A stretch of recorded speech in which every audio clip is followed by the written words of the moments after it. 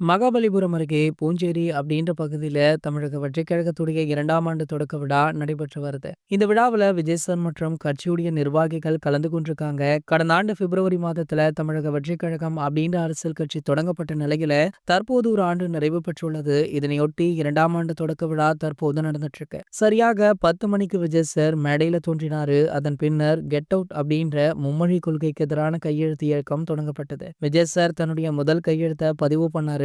அதன் பின்னர் புஷி ஆனந்த் உட்பட அவருடைய கட்சி நிர்வாகிகளுமே கையெழுத்து போட்டாங்க. மேலும் இந்த விழாவில் தேர்தல் வியூக அமைப்பாளர் பிரசாந்த் கிஷோர் வருகை தந்திருந்தாரு. அவருக்கு விஜய் சார் தந்தை பெரியார் சிலைய நினைவு பரிசாக வழங்கினாரு. சோ அது மட்டும் இல்லாம தளபதி விஜய் அவர்கள் மேடையேறிய பின்பு தற்போதுள்ள ஆளும் கட்சியான திமுக, பாஜக, நாம் தமிழர் கட்சி அப்படின்னு அனைவரையுமே வெளுத்து வாங்கியிருக்காரு. சோ இவர் பேசிய இந்த வார்த்தைக்கு ஒரு சில எதிர்ப்புகளும் பல ஆதரவுகளுமே குவிஞ்சிட்டு இருக்கு.